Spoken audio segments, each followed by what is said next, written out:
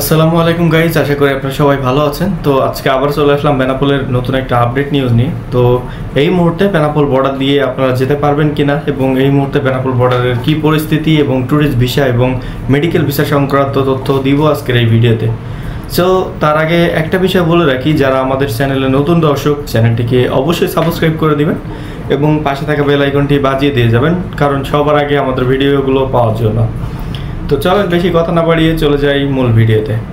তো একটা বিষয় আপনাদেরকে আমরা বলে রাখি, এই মুহূর্তে বেনাপোল পরিস্থিতি প্রচুর শান্ত, কারণ এই মুহূর্তে যেহেতু ভিসার সংখ্যা অনেক কম, যার কারণে কিন্তু বেনাপোল বর্ডার দিয়ে যাত্রীদের যাতায়াত কিন্তু খুবই কম। সো এই মুহূর্তে বেনাপোল বর্ডার দিয়ে যাওয়া বা আসার ক্ষেত্রে কোনো ধরনের সমস্যায় পড়তে হবে না আপনাদেরকে, কারণ এই মুহূর্তে যেহেতু বেনাপোল বর্ডার সহ বাংলাদেশের প্রত্যেকটা বর্ডার দিয়ে যেহেতু ভিসা সংক্রান্ত কারণে মানুষজন খুবই কম যাওয়া আসা করতেছে, তো সেই ক্ষেত্রে আপনাদের কোনো ধরনের প্রবলেম হবে না। তো এখন মেডিকেল ভিসা স্লট কবে থেকে ছাড়ছে বা কবে থেকে ফুলফিলভাবে স্লট দিবে এবং মেডিকেল ভিসা কবে থেকে ফুলফিলভাবে আমরা করতে পারবো, এই বিস্তারিত থাকছে এই ভিডিওতে। সো একটা বিষয় মনে রাখবেন যে বেনাপোল বর্ডার সহ বাংলাদেশের প্রত্যেকটি বর্ডারে যেহেতু আপনি ইন্ডিয়াতে যাওয়া আসা করবেন, সেহেতু আপনাকে অবশ্যই ভিসার দরকার হবে। তো এই যে ট্যুরিস্ট ভিসা বা মেডিকেল ভিসা, এই মেডিকেল ভিসা স্লটটা এখন কেউ পাচ্ছে না কেন?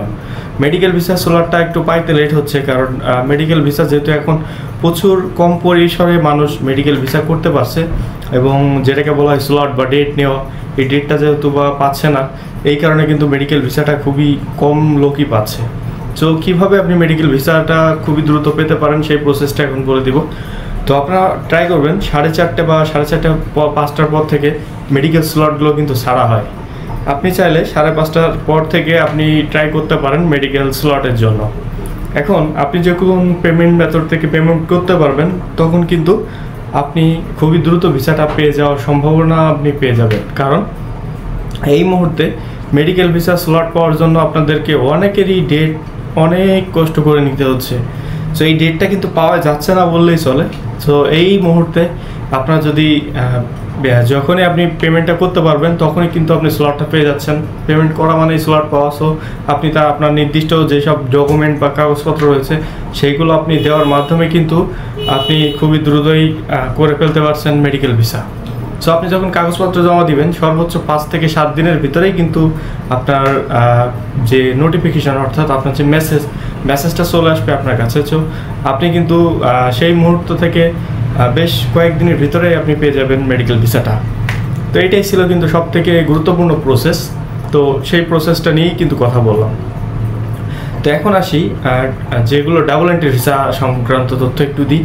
ডাবল এন্ট্রি ভিসা এখন কিন্তু খুবই চালু আছে বললে ভুল হবে, চালু আছে আবার না বললেও ভুল হবে।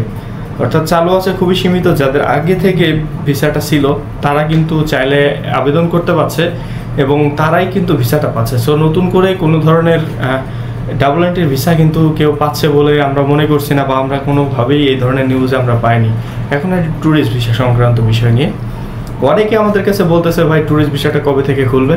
সো ট্যুরিস্ট ভিসাটা জানুয়ারির মাঝামাঝি বা শেষের দিকে খুলতে পারে, আমাদেরকে আশ্বস্ত করেছে বা আমরা জানতে পেরেছি যে বিষয়টা। সো আপনারা কিন্তু একটু ধৈর্য ধরে অপেক্ষা করুন। অনেকে কমেন্টে এসে বলতেছেন যে ভাই ভুয়া নিউজ দিচ্ছেন কেন?